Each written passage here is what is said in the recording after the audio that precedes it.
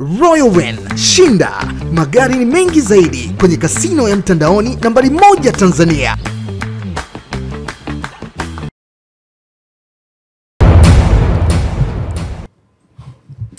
Mahabusu ya michezo ndio kipindi ambacho kipo kwa hewa hivi sasa. Naitwa Justa Julius, karibu tuzifungue kesi, tuzichakate kesi ambazo zimetufikia katika dawati letu siku hii ya leo. Niko na mkunga Abdullah Mkeyenge, Petro Mzigo, pia niko naye ndani. Naomba rekebisha sauti. Kabisa. Muhimu hiyo. Unajua sisi mashabiki wa Arsenal juzi tulifurahi kiasi ambacho mpaka sauti zetu zimekatika. Kaka juzi mpaka leo ifuraha kama ya jana. Hapana, hii furaha ya jana hii ni furaha ya juzi. Labda useme shabiki wa PSG. Hapana, sisi ni mashabiki wa Arsenal. Ukiangalia hata medali jana interview zake, silisikia sauti yake. Kweli? Yaani hiyo ni kitu ya tit for tat. Sio. Sababu jana sauti yake tulikuwa naye hapa ilikuwa vizuri. Mimi tangu juzi. Tangu juzi? Kama nyinyi mmeanza kufurahia jana, mimi nimeanza kufurahia juzi. Kwa ni muunganiko. Sasa muunganiko jambo lingine. Uzuri tunajuana bwana. Tunajuana. Kama mshatete mkumba. Uondo uzuri. Bwana, PMBet ndio habari ya mjini. Bonyeza *149 *23 alama ya reli ili uweze kuweka ubashiri wako kwa wewe ambaye hauna uwezo au hauna nafasi ya kuifikia website yao ambayo ni www.pmbet.co.tz. Usisahau kupitia ubashiri huo kwenye mpira wa miguu. PMBet inatoa Toyota ST kila baada ya wiki 5. Changamkia chap kwa sababu hii gari ambayo inatoka safari hii inaweza kuja malangoni kwako. You never know Uwezi jua. Muda wote. Kiswahili sio sama uwezi jua. Well, tunaanzia kwenye mechi ya Simba siku ya jana. Hiyo ndio kesi yetu ya kwanza kabisa siku ya leo. Mengi yalizungumzwa, viongozi kila mmoja alikuwa na furaha kwa upande wake, mashabiki, msemaji, yani kila mtu jana alikuwa na raha kwa upande wake. Kasoro watu wa Yanga.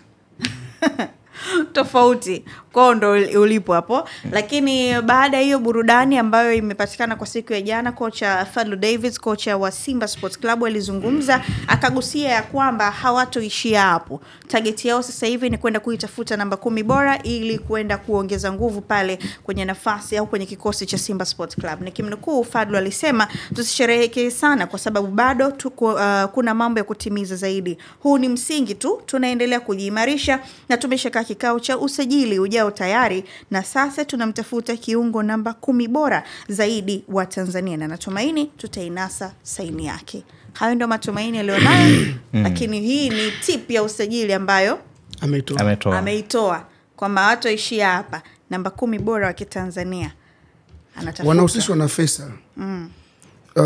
Ni muda mrefu, lakini of course ni muda mrefu. Na kuna taarifa zimetoka kwamba wapo kwenye mazungumzo. Hajamention jina la mtu. Lakini watu wanajaribu kuunganisha hizo doti. Yes. Faisal anahusishwa na Simba. Na mechi ya Simba na Azam ambayo ilifanyika katika uwanja Benjamin Mkapa mara mwisho ilifanyika, matokeo yalikuwa ni sare ya 1-1. Baada ya mechi wachezaji wakabadilishana jezi. Faisal pia akawa amevaa jezi ya Simba. Ametoka pale kapigiwa makofi na mashabiki wa Simba. Ilikuwa 2-2 Mechi 1-1 Mechi 1-1 2-2. Ilikuwa 2-2. Zidane Sereri anafunga goli la mwisho. Wanaanza kufungwa Simba. La kwanza Jibril Sila mapema kabisa sekunde kama ya 50. Mechi imeisha 2-2. Mechi imeisha, baba mdogo amevaa jezi ya Simba. Kesho yake, na sio kesho yake, usiku ule kwenye mitandao. Vitu vikaanza kwenda mitandaoni na vitu kama hivyo. Kwa hiyo Fadlu anapotokea na kuzungumza kauli hiyo, ni kama kuna vitu mbona kama inawezekana. Kwa sababu ukijiuliza kwanza kabisa, ukijiuliza sasa hivi namba 10 bora wa Tanzania ni nani? Ni Faisal. Lakini hajasema, kwa tusimlishe maneno. Yes, inabaki kuwa hivyo. Kwamba atakuidi Kipagwile sasa una. Unajua kuna vitu vingine tuseme tusimlishe maneno. Namba 10 bora wa Kitanzania sasa hizi nani? Inawezekana kaka. Au Selebwenzi. No, tubakie hapo aliposema Fadlu. Lakini kusema wasifurahie, ni kweli usifurahie. Mimi naamini Simba hapo katika ujenzi wa timu. Na hata mwalimu mwenyewe mara kwa mara amekuwa akisema bado hawapo katika level za kiushindani. Ambao mimi kuna muda namuelewa, lakini kuna muda namuona kama ni mind game. Kwa sababu mind game kwa nini yani? Yani watu wachukulie Simba kama underdog. Yani wasiwe na matumaini ya hivyo. Lakini pia ina maana mbili ndani yake. Maana moja, kutotengeneza pressure kwa uongozi, kwa mashabiki, kwa wanachama. Lakini maana ya pili, kuwafanya hata wapinzani kwamba wasiwaone kama wao ni threat. Kwa sababu ukitoka public na kusema bwana sisi tuko tayari na nini, utaanza kudaiwa. Lakini ukitoka bwana sisi tunatengeneza timu, benchi jipya la ufundi, tumeingiza wachezaji 10, wachezaji wenyewe walikuja pia tazama eji zao, mkitazama ni kama kweli hivi. Wanakuambia bado tunajenga timu. Lakini timu inayotengeneza timu ndio timu ambayo iko nusu finali. Timu nasema inatengeneza timu imestruggle zaidi ya miaka 7. Wakienda mwaka robo wanarudi nyumbani, shughuli zinaendelea. Lakini timu inatengeneza timu imeingia nusu finali. Kwa hiyo kutazama Fadru huyu kama kuna deni anataka kudaiwa yani. Kwa hata ikitokea baadaye likitokea la kutokea. Niliwaambia kwa sababu target ambazo wamejiwekea msimu huu ni kuingia nusu finali. Ambao ndio hii tayari wameshaingia. Kwa hiyo kinachoendelea kutokea kwao ni bonus. Yes. Okay. Bwana nilikuwa napitia hapa account ya Feitoto. Na post na ikumbuka, unajua wakati Taifa Stars wamecheza na wanaenda kucheza na Morocco. Aliposti ile picha, ni ya pili kutoka mwisho hapo kwenye account yake. Akawa ameandika alhamdulillah. Ya pili kutoka mwisho? Ya pili kutoka mwanzo. Yani ni ya pili. Nimejiuliza yani umescroll kwenye mpaka umeenda post. Sasa kwenye caption hapo kaandika nguvu moja. Comment ya kwanza kabisa hapo utaona ya Simba. Okay. Ya Simba Club yenyewe yani admini. Hapo kaandika #nguvu moja afu kaweka picha ya mnyama Feitoto, kaweka emoji za vicheko sana hapo. Ya pili ya medali kaandika hiyo nguvu moja ndo tumeipenda hiyo. Je, medali Saidi Kazumali Tipa. Bwana nguvu moja mbona kama slogan ya wale ubaya ubwela. Ya kaandika tu hapo Tanzania nguvu moja. Kwa hiyo unaweza ukaona kwamba namna ambavyo mashabiki wa Simba wana hapo kimtoaje medali sana. Nazungumzia wengine ambao wamecomment namna ambavyo wanafurahia. Nimeona hadi Juma Shabani hapa. Pale Juma Shabani ka comment? Juma Shabani nimemuona. Comment yake itakuwa ni ya ovyo tu. Kajibiwa na Faisal. Kaandika nini? Nguvu yake kubwa. Nguvu yake kubwa. Kasemaje? Kaandika maestro. Alafu Faisal kamjibu. Bwana Shabani nguvu yake kubwa. Aitoke moyoni bwana hiyo bwana. Unajua bwana tumetoka kusema tunajiwana kama shati yetu ya mtumba. Bwana lakini kitu ambacho nafikiria unajua ile Feitoto amebakiza mwaka mmoja na miezi kadhaa. Azam na juzi alithibitisha Ashimwibwe. Na yawezekana kuna mazungumzo ya ndani, kwa sababu sidhani kama Azam wako tayari kumwachia Feitoto. Sio rahisi. Sio rahisi. Pengine kuna mazungumzo ya ndani ambayo yanaendelea. Hapo kwa kauli ambayo ameizungumza Fallu, ukihusanisha na tetesi ambazo zilikuwepo nyuma, unaweza kuona kwamba tayari Simba nao wako tayari kuweka mpunga.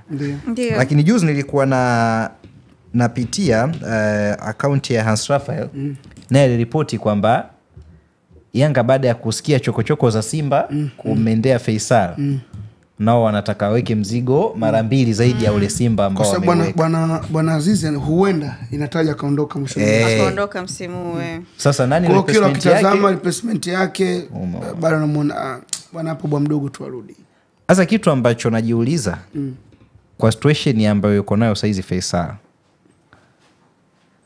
kwanza anaweza karejea Yanga? Kitu cha kwanza, kwa nini asirejee? Nisikilize nani Petro. Kama kuna kitu ambacho hutakiwi kukiamini ni kwa mchezaji kukwambia mimi siwezi kucheza timu ile. Ndio maana wachezaji wengi tabia zao wachezaji labda akifunga, kwa sababu nembo ya klabu inakaa upande wa kushoto unapokaa moyo, labda anaweza akimbia hivi na busu. Unajua ni uongo. Nisikilize, ndio maana Torres kasema yeye hawezi kuibusu nembo ya timu yoyote ataibusu nembo ya Atletico Madrid kwa sababu ndio iliyoko moyoni mwake. Lakini tafuta picha zote za Torres ambazo amechezea akiwa Liverpool, akiwa Chelsea, akiwa AC Milan, haiko picha yote Torres amekimbia kafunga anabusu nembo. Lakini ziko picha nyingi akiwa na Atletico Madrid. Torres anasema mimi leo siwezi kubusu nembo ya Liverpool, alafu kesho nikaenda kubusu nembo ya Atletico. Kwa hapa ina maana mwenye mzigo ndo atamchukua Feitoto. Yes, utamuona leo anakaa na busu, ni uongo. Ni uongo. Huyo Faisali anakamia mimi siwezi kurudi Yanga, mzee wangu. Nchi hii leo kutokea Thumani Idi Chuji. Kasema yeye kwenda kusajiliwa Simba tena, bora kauze ndimu. Baadaye nikitokea akatua. Fedha achana nayo. Yaani haijawekwa dau ambalo Faisali mwenyewe, kwa sababu sio Faisali peke yake. Mama yake ndio inasema atake atakusikia Yanga.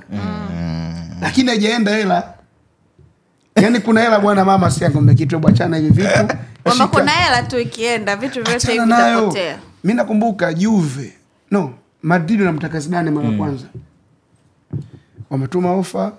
Rais wa Juve alikuwa Luciano Mogi anasema Zidane hauzwi. Rais alikuwa ni Florentino Perez. Akarudi kule chombo kikubwa cha habari cha Spain, gazeti la Marca. Akaenda kufanya interview. Perez anasema duniani hakuna mzaji ambaye hauzwi. Inategemea umetoa kiasi gani. Haikupita hata madirisha mawili, Zidane akatambulishwa Santiago Bernabeu kama mzaji mpya wa nani?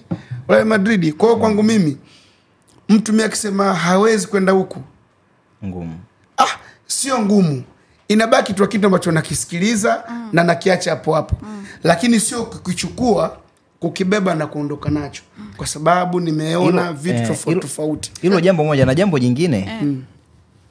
Tajiri wa mnyama yuko tayari kufunguka. Hilo jambo lingine.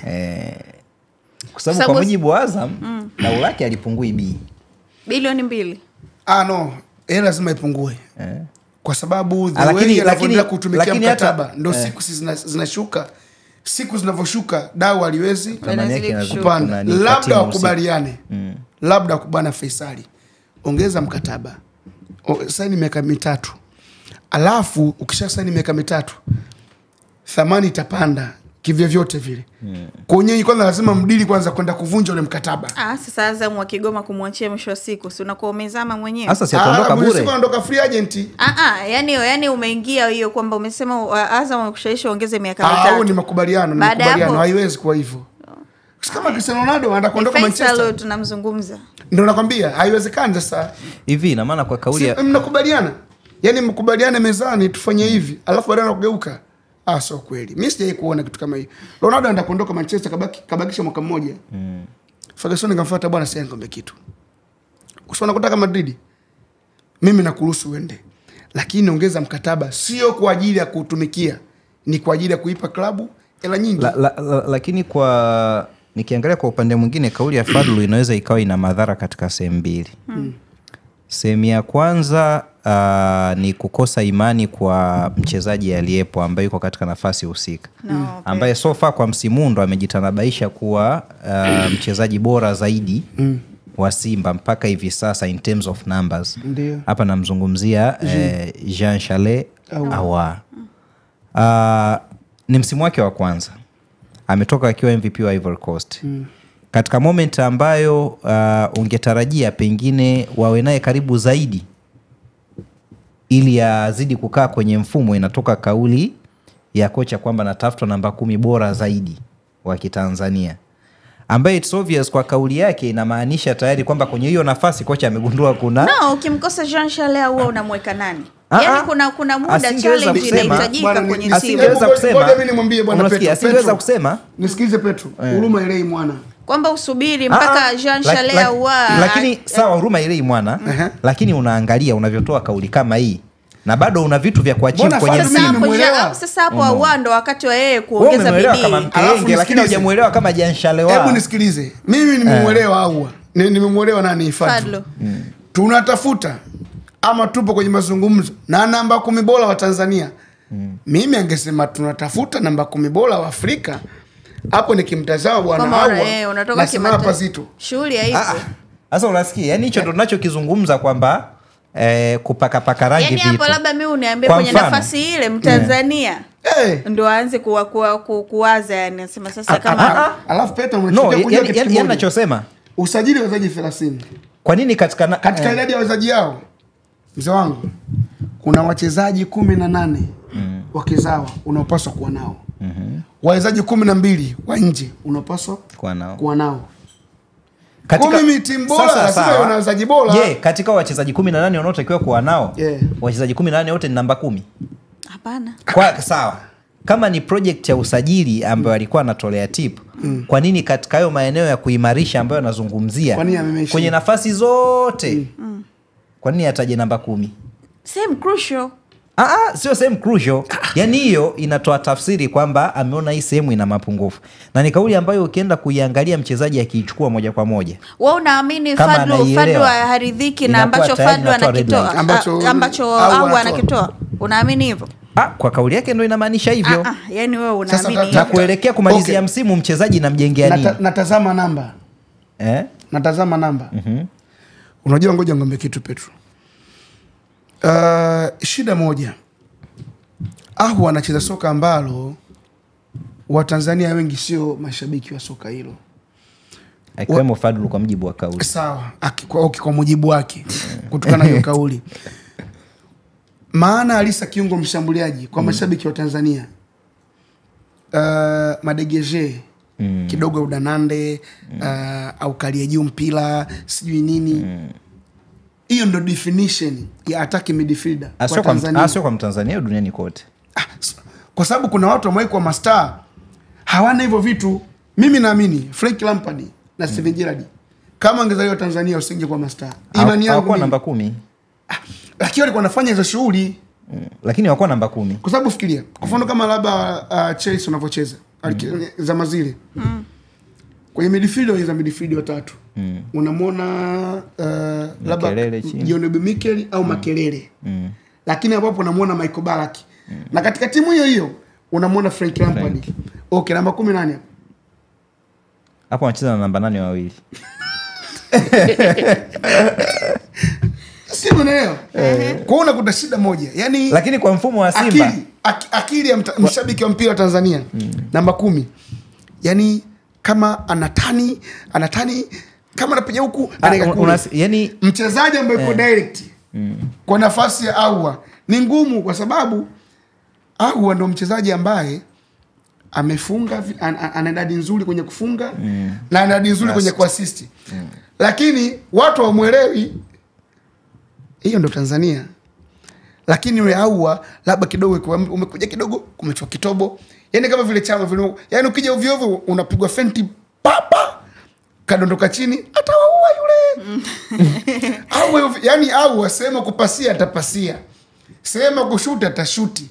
Sema kupata mpira kudelay ili wenzake waingie atadelay. Kaka, ndio watu wanacheza mpira wa hivyo. Kuna kubaliana kwamba Fadlu hayuko sahihi na kauli yake. Fadlu yuko sahihi, tunataka namba 10 wa Kitanzania. Hivi bora zaidi. The best number 10. Hajasema bora zaidi, amesema the best local number 10. Si local number 10. Unataka kuniambia Young Africans wakuwa sahihi kumleta Aziz wakati Faisal anahudumia Yanga? Yes. Kwa kipindi kile mahitaji yalikuwa tofauti. Kama unakumbuka kipindi ambacho Faisal na Aziz wanacheza pamoja, Faisal alikuwa anacheza deep. Advanced alikuwa Aziz. Alafu Bangala alikuwa anacheza wapi hapo? Bangala alikuwa anacheza chini nyuma. Nisikilize bwana. Baadaye alivyokuja yani baadaye yani Faisal kacheza katika maeneo matatu. Yapi? Moja, Bangala alikuwa nyuma. Aucho alikuwa mbele. Alikuwa ni kama ana double na Faisal. Advanced akawa anacheza Azizi. Baadaye ikaja ikachange. Azizi akawa anaenda wide. Na ndo maana inatumika wide Azizi. Azizi ameanza kucheza pale namba 10. Kipindi ambacho Faisal ameondoka. Nakataa. Kipindi kile mama yangu unasikia? Kipindi kile alikuwa anacheza Aucho, alikuwa anacheza Faisal, Advanced anacheza Azizi. Morocco yuko winga. Bangala yuko wapi? Morocco yuko. Bangala yuko anacheza nyuma. Center back. Center defender. Alafu Diki na Bakari. Bangala anachukua MVP wa ligi. Bangala anachukua MVP wa ligi. Nafasi gani? Kacheza nusu msimu ya kwanza yote kamaliza center back. Msimu wa pili ndo yani nusu msimu wa pili ndo kasogea pale. Defensive midfielder wa Yanga ni double holding. Kuna Aucho, kuna Bangala. Juu yao Faisali. Morocco anatokea huku. Kushoto anatokea Aziz Ki. Juu pale Maele. Yaani timu wewe taratibu. Bangala hajawahi kucheza center back Yanga. Kawahi kucheza. Kawahi sikatai sio kama hajawahi kucheza. Kwa sababu kama unakumbuka Faisal hajawahi kucheza deep Yanga. Bangala Mwamnyeto amepoteza nafasi kipindi ambacho Bangala kaondoka. Lakini kwenye timu Bangala alikuwa anacheza na Mwamnyeto alikuwa anacheza. Tena Mwamnyeto alikuwa anacheza na Diki. Jamani tumesahau juzi tu hivi vitu. Yanga golini Diala, Shabani Juma, hiyo sijui nani Lomalisa sijui ni nani. Ndani team captain Mwamnyeto anacheza nani? Na Diki. Juu yao double holding kaka, kuna Aucho, kuna Bangala, wingi moja Dikapel Morocco, wingi nyingine nani? Azizi. Mimi nimekuuliza maswali. Bangala hajawahi kucheza deep, hajawahi kucheza. Kawahi kucheza center defender. Faisal hajawahi kucheza deep. Kawahi kucheza lakini hatoi huduma hiyo. Sasa kumbe issue ni kutoa huduma. Subiri, unafikiri lakini sio kucheza. Ni mwalimu gani kae kumpatia Faisal? Yaani mwalimu aliyekuja kumsecure Faisal ni Nabi. Kwa sababu walimu wote wakamtumia Faisal. Msimu wa pili wa Nabi sio msimu wa kwanza. Sawa, walimu wote walikumtumia Faisal kama holding. Na Nabi alipokuja akaendeleza ile kidogo pale kamsogeza juu. Lakini ilikuwa msimu wa pili hiyo nyuma. Hapana bwana. Mimi nipige niue. Hakupiga kuwe. Tena kama nakumbuka Bangala akachukua dituzo wa kiungo bora. Wewe umesahau? Sasa kwanza beki bora, anaanza beki. Sasa msimu wa pili mbona nimesema hapa? Unaweza kuwa msimu wa pili ndio kaja kwa advance. Unaweza kuwa bora kwa nusu msimu. Lakini no. Tangu nyuma, tangu chini. Tuende kwenye mechi ya baadaye. Tuende kwenye mechi ya baadaye. Sawa, sio lazima kukubaliana au si? Tuende kwenye mechi ya baadaye. Sawa, mimi nakumbuka vizuri tu. Sawa.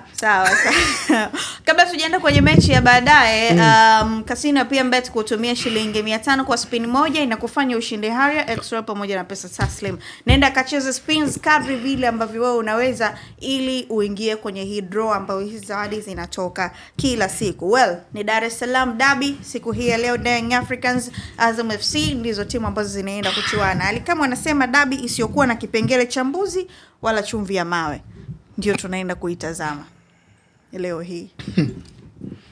Hivi derby ya Azam na Yanga hainage vipengele?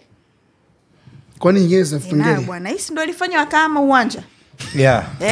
Vipengele ndio derby ambayo na sio ile mtu alirekodiwa na kamera kama na mwaga vitu ambaye kuthibitika ni shabiki wa timu gani, lakini vipengele vilikuwepo. Vipengele vipo bwana.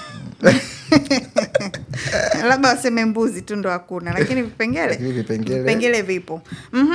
Vipi unaionaje hii mechi leo? Ni mechi ngumu lakini pia ni predictable kwa sababu Azamu wametoka kupoteza mechi iliyopita dhidi ya Singida. Leo wanacheza nyumbani kwao wanacheza kwao mbele ya mashabiki wao. Siamini kama wanaweza kuwa watu ambao ni wepesi, lakini wamekuwa na wana rekodi nzuri. Mchezo wa mwisho katika uwanja huo wametoka kupata ushindi wa goli moja dhidi ya hao Yanga, lakini wanakutana Yanga ambayo haina tena cha kupoteza. Unajua ili upate kikombe unapaswa kushinda katika kila mchezo ulio mbele yako. Ndio.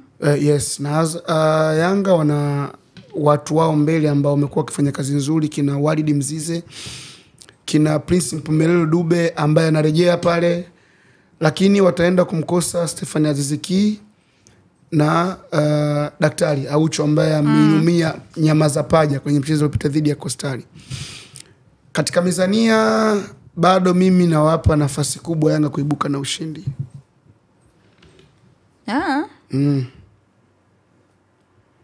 Kwa asilimia ngapi? Asimeza kwa 60. Okay. 60 ni nyingi. 60 wao 30 nitawapa Azam, 10 inaweza ikawa sare. 10 sare. Okay. Okay. Kwa nini Azam 30%? Unadhani kwa nini nasema hivyo? Justa. Yanga. Na sio Yanga peke yake. Yaani hawa wakubwa. Kuna muda ukikutana nao, yani wanakuja kukwambia wao ni nani. Unajua? Na hiyo haitokei tu hivi hivi. Kwanza itaanzia nje kwa mashabiki. Labda zile tambo na nini. Na pia inachagizwa na ushindi wa jana wa Simba ambao sio tu wameshinda, lakini pia wamefuzwa hatua ya nusu finali. Ili wao angalau wafifishe ama wapunguze furaha ya Simba, ni wao kuweza kupata ushindi na kuendelea kujisimika kileleni. Lakini ikitokea labda wameenda kupoteza au wamepata sare, yani wanafanya Simba furaha, yani wanazidisha furaha. Kwa maana kuniambia leo Yanga wataingia kucheza wakiwafikiria pia Simba bwana. Hiyo ipo. Wanaweza wasikwambie kwenye macho ama kwenye mdomo kwamba hatuna tunachokifikiria, kwa sababu unaweza ukaona tangu jana Simba wameshinda, pitia kwenye akaunti za baadhi ya watendaji wa Yanga, utaona kitu gani ambacho wameposti. Mimi sijaona hata posti moja. Ali alisema hii ndo hawezi kuvuka. Unanielewa sasa? Kufika finali. Unanielewa. Nyingine wameposti picha kasimama Kibwana Shomari, sijui na nani na Mwamnyeto, wamevaa medo za Confederation. Ndio. Unaweza kaona. Nyingine sijui kuna hiyo picha wameweka ni kama kombe lipo. Sijui umeona Justa.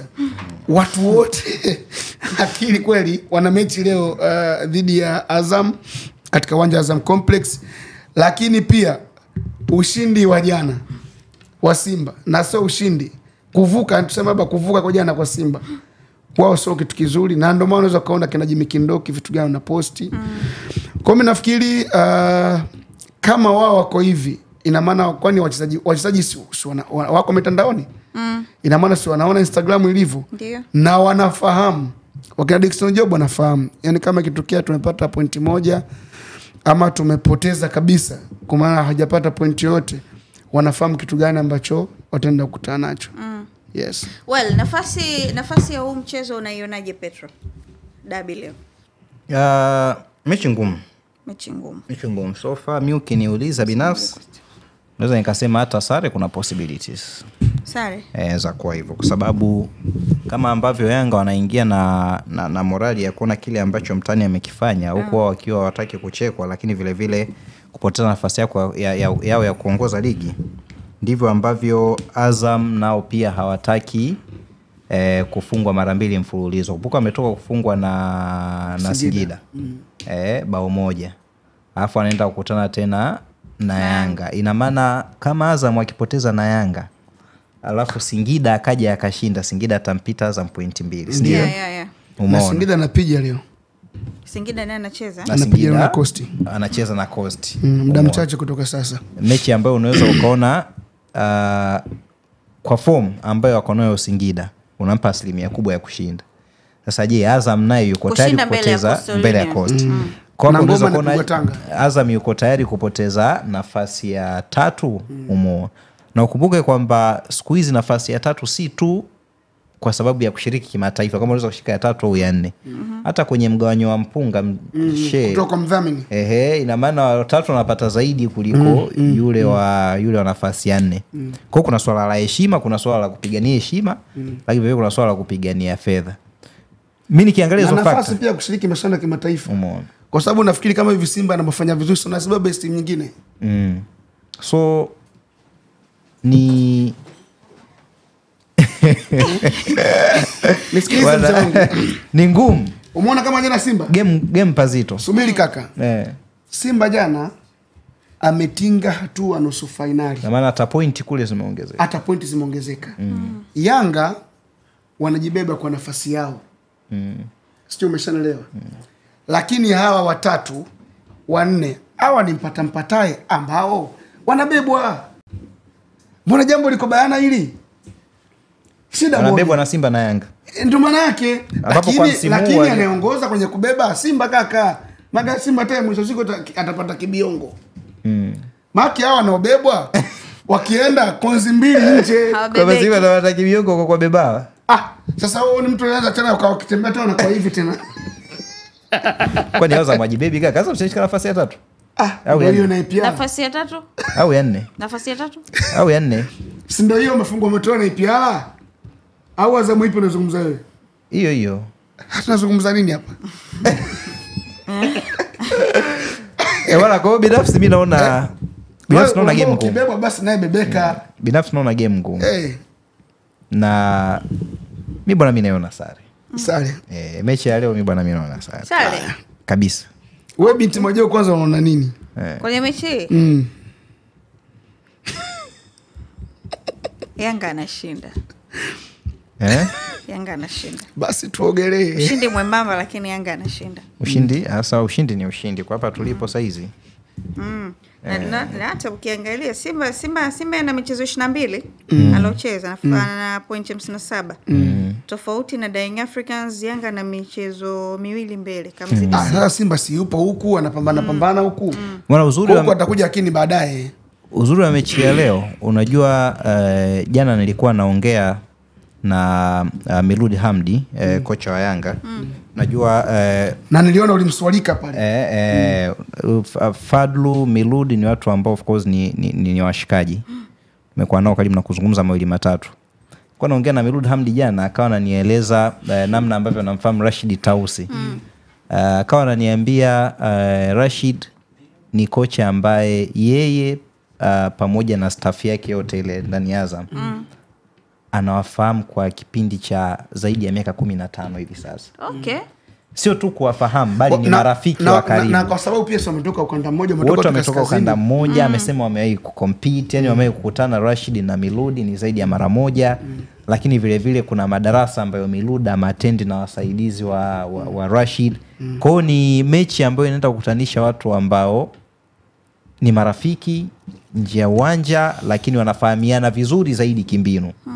Nilipata nafasi ya kumuuliza Tausi hilo swali kwamba bwana unafahamiana vema na Milud Hamdi na nyinyi marafiki.